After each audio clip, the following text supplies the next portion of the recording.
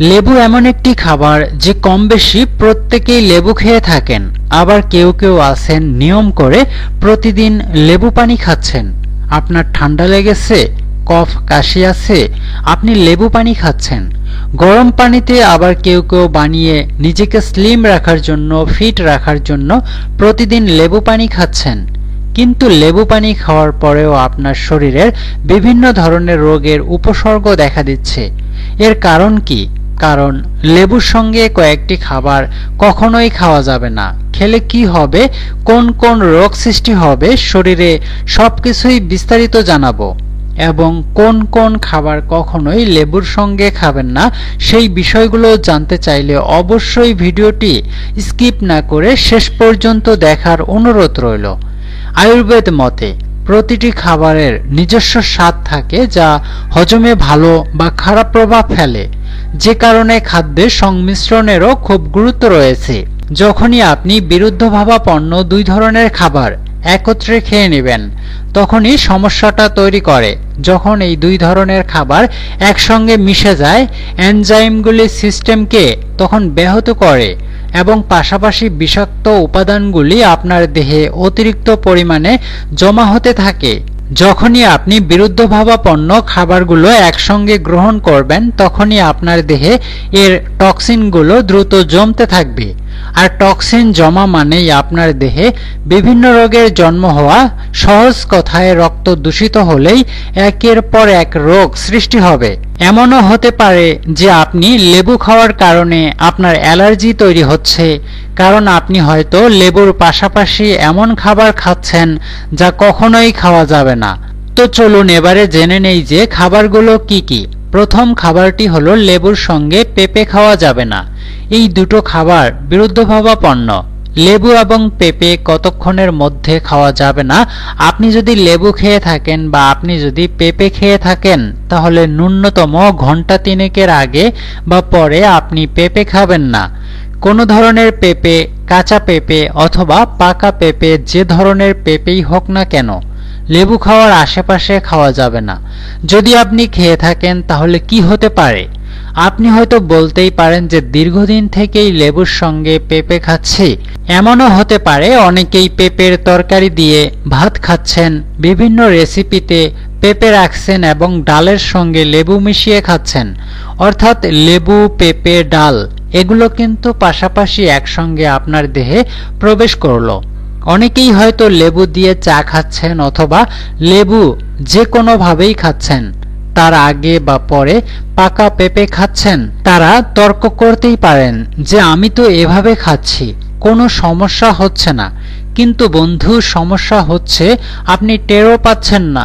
কারণ এই দুই ধরনের খাবার যদি আপনি পাশাপাশি খেয়ে থাকেন, তাহলে আপনার দেহে হিমোগ্লোবিনের ভারসাম্যহীনতা দেখা দিবে এবং খুব সহজেই আপনার দেহে রক্তশূন্যতা বা অ্যানিমিয়ার মতো লক্ষণ দেখা যাবে। যদি আপনার অ্যানিমিয়ার লক্ষণ প্রকট হয়ে যায়, রক্তশূন্যতা প্রবল হয়, তখনই বুঝতে পারবেন যে কোন কোন রোগ আপনার দেহে দেখা দিচ্ছে। এটি হয়তো ধীরে ধীরে হচ্ছে, আপনি বুঝতেই পারছেন না। কিংবা এমনও হতে পারে আপনার রক্তশূন্যতা রয়েছে, অ্যানিমিয়া প্রকট আকারে রয়েছে, আপনি ধরতেই পারছেন না যে কেন আপনার অ্যানিমিয়া এতটা তীব্র হচ্ছে দিন দিন। তো বন্ধু, এবারে বুঝতে পারলেন যে লেবু এবং পেঁপে 3 ঘন্টার মধ্যে কখনোই খাওয়া যাবে না। সবচেয়ে বেশি যে খাবারটা খাওয়া হয়ে থাকে তা হলো লেবু এবং টমেটো। যখনই আমাদের দেশে কেউ সালাদ প্রস্তুত করে, তখন টমেটো সহ বিভিন্ন ধরনের কাঁচা সবজির সাথে লেবুকেও যুক্ত করে দেন। অনেকে তো লেবুর রস দিয়ে সালাদকে বার্নিশিং করেন এবং লেবু, টমেটো পাশাপাশি খাওয়ার প্রচলন খুবই রয়েছে। আয়ুর্বেদ মতে টমেটোতে লেবু ব্যবহার করা কখনোই উচিত নয়। এটিও শরীরের পাচনতন্ত্রের উপর এতটাই খারাপ প্রভাব ফেলে যে হজমের মারাত্মক ব্যাঘাত ঘটে, আইবিএস এর মতো রোগের জন্ম দেয় এই ধরনের খাবার খাওয়ার কারণে। আপনি যখনই বিরুদ্ধভাবাপন্ন খাবার সমভাবে খেতে থাকবেন, পাশাপাশি খেতে থাকবেন, তখনই আপনার এই ধরনের রোগের সৃষ্টি হবে। অনেকেই বলেন যে আমার আইবিএস এর সমস্যা রয়েছে, কখনো কখনো মারাত্মক, আপনার কোষ্ঠকাঠিন্য হচ্ছে, কখনো কখনো আপনার ডায়রিয়া হচ্ছে, আবার কখনো আপনি হজমের মারাত্মক সমস্যায় ভুগছেন, যা খাচ্ছেন তাই সমস্যা হচ্ছে। আপনি ভাবছেন আপনার টক জাতীয় খাবার সহ্য হয় না, লেবু সহ্য হয় না, টমেটো সহ্য হয় না। বিষয়টা এমন নয়, আপনি কিসের সঙ্গে কি খাচ্ছেন সেটি সবচেয়ে বেশি গুরুত্বপূর্ণ। আরেকটি বিষয় খুবই গুরুত্বপূর্ণ, আর তা হলো একটি খাবারের মাঝে যে ধরনের খাবার বিরুদ্ধভাবাপন্ন সেই ধরনের খাবারের মাঝে ন্যূনতম 3 ঘন্টা বিরতি দেওয়া উচিত। এই রকম বিরতি দিয়ে আপনি খাবার খেতে পারেন, তাহলে খুব সহজেই খাবার আপনার হজম হবে এবং কোনো ধরনের বিষক্রিয়া তৈরি হবে না। তৃতীয় ধাপে রয়েছে লেবু এবং দই। কখনোই পাশাপাশি খাওয়া যাবে না, অথচ এমনটাই বেশিরভাগ মানুষই করে থাকেন। লেবু খাচ্ছেন অথবা আপনি যে কোনোভাবে লেবু সহ খাবার খাচ্ছেন এবং কোনো কিছু না বুঝেই আপনি তারপরে দই খেয়ে নিচ্ছেন। মিষ্টি দই অথবা টক দই, যে কোনো খাবারই লেবু খাওয়ার আশেপাশে খাওয়া যাবে না। আপনি যদি কোনো কারণে লেবুর শরবত খেয়ে থাকেন তাহলে অন্তত 3 ঘন্টা অপেক্ষা করুন দই খাওয়ার জন্য। লেবু দই যদি পাশাপাশি খেয়ে থাকেন তাহলে কি হতে পারে? আয়ুর্বেদ বলছে সাইট্রাস ফলের সঙ্গে দুগ্ধজাত মিশ্রণ হজমের সিস্টেমকে মারাত্মক ক্ষতি করে। এটির সাথে আরো বেশি দেহে টক্সিন উৎপাদন হয়। এই কারণেই ঠান্ডাজনিত সমস্যা, সাইনাস বা অ্যালার্জির মুখোমুখি হতে হয়। হঠাৎ করেই কোল্ড অ্যালার্জি বেড়ে যেতে পারে বা ত্বকের উপরিভাগে অ্যালার্জি, সাইনাস সহ কফ কাশির প্রবণতা বাড়বে। সেই সঙ্গে হজমে মারাত্মক ব্যাঘাত ঘটবে। এই কারণেই লেবু এবং দই কখনোই 3 ঘন্টার মধ্যে খাওয়া যাবে না। এরপরে যে খাবারটি খাওয়া যাবে না তা হচ্ছে লেবু এবং দুধ। কখনোই পাশাপাশি খাবেন না। কোনো কারণে আপনি যদি ভাতের সঙ্গে যে কোনো রেসিপিতে যদি কোনোভাবে লেবু খেয়ে থাকেন তাহলে অন্তত 3 ঘন্টা অপেক্ষা করুন দুধ খাওয়ার জন্য। দুধ পান এবং লেবু পাশাপাশি কখনোই খাবেন না, এটিও একই ধরনের ক্ষতি করবে আপনার দেহে। লেবু সম্পর্কিত আরেকটি গুরুত্বপূর্ণ তথ্য হলো লেবু খাওয়ার পরে যদি কোনো কারণে আপনার গ্যাস, অ্যাসিডিটি বেড়ে যায়, প্রচণ্ডভাবে পেট ব্যথা করতে থাকে, তাহলে বুঝবেন যে লেবু খাওয়া আপনার জন্য ঠিক নয়। এই সাইট্রাস জাতীয় ফলটি আপনার স্বাস্থ্যের জন্য হানিকর। যদি এমন হয়ে থাকে কখনোই সকালবেলা খালি পেটে আপনি লেবু পানি খাবেন না। ওজন কমানোর জন্য বা অন্য যে কোনো কারণেই তাহলে আপনাকে লেবু খেতে হবে দুপুরের খাবারের 30 মিনিট আগে বা পরে।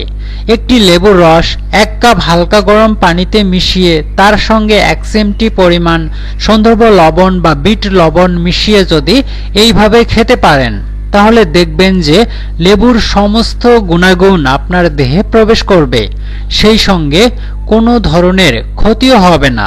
আরও কিছু গুরুত্বপূর্ণ ইনফরমেশন হলো, যদি কেউ সালাদ খেয়ে থাকেন তাহলে কখনোই টমেটোর সঙ্গে শসা মিশিয়ে খাবেন না, এটিও বিরুদ্ধভাবাপন্ন।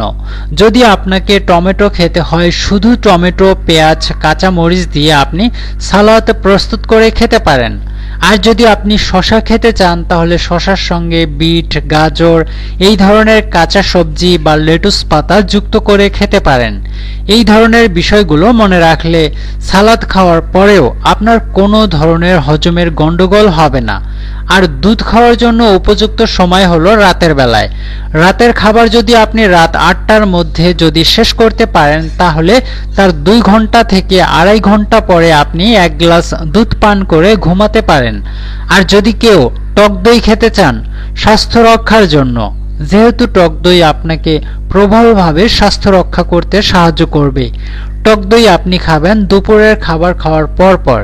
যদি আপনি দুপুরের খাবারের পরে লেবু খেতে চান তাহলে টক দই আপনাকে খেতে হবে আরও পরে।